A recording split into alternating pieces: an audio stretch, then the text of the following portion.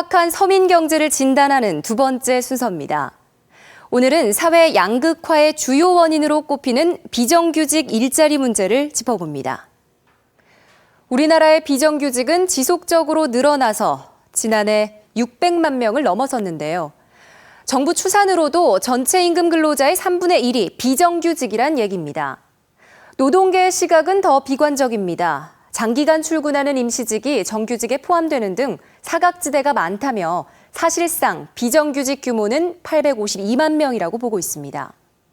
이렇게 되면 비정규직 규모는 전체 임금 근로자의 절반 가까이까지 올라갑니다.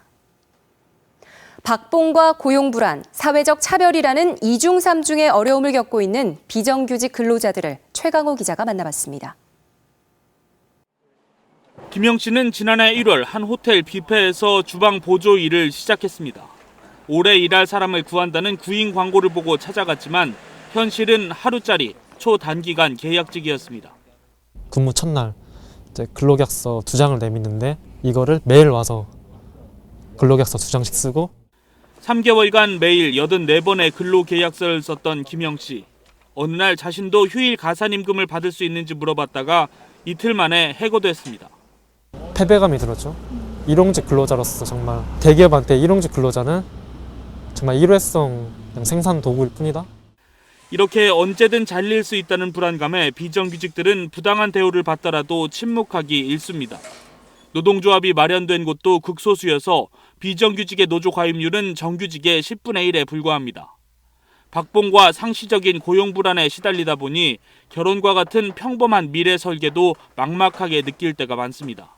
가족이 생기고 그러면은 부인도 챙겨야 되고 자식도 챙겨야 되고 하다 보니까 120만 원 갖고는 많이 힘들죠. 투잡이라도 하고.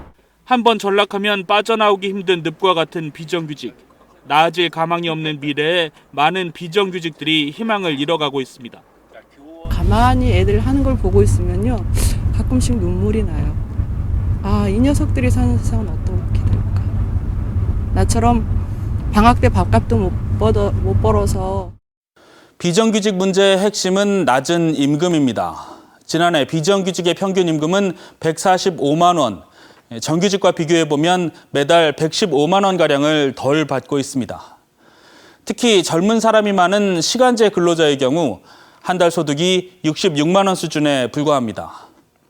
20, 30대 비정규직들이 취업, 연애, 결혼을 포기한 세대라며 한때 3포 세대라고 자조했는데요.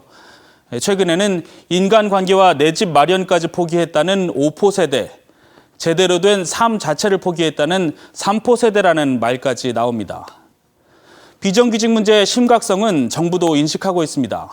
그래서 IMF 이후 급속히 늘어난 비정규직을 줄이기 위해 지난 2006년 비정규직을 2년간 고용하면 정규직으로 전환하는 법을 만들었습니다. 그러나 2년 미만의 쪼개기 계약을 양산하는 부작용을 낳았습니다. 최근 논의되고 있는 비정규직 기간 4년 연장안도 노사정위원회에서조차 근본적인 대안으로 부족하다는 지적이 나오고 있습니다. 문제는 비정규직에 대해 갈수록 나쁜 일자리라는 인식이 커지고 있다는 점입니다. 비정규직 자체가 나쁜 일자리는 아니에요. 근데 한국 사회처럼 알바라고 단시간 노동자라고 최저임금 못 받고 그리고 정규직하고 극심한 차별을 경험해야 된다면 그건 대단히 잘못된 것이죠. 결국 비정규직 기간 제한보다는 정규직과의 차별을 줄이고 정규직으로의 전환을 쉽게 하는 정책 도입이 노동시장의 양극화를 줄이는 근본 해결 방안으로 제시되고 있습니다. KBS 뉴스 최강호입니다.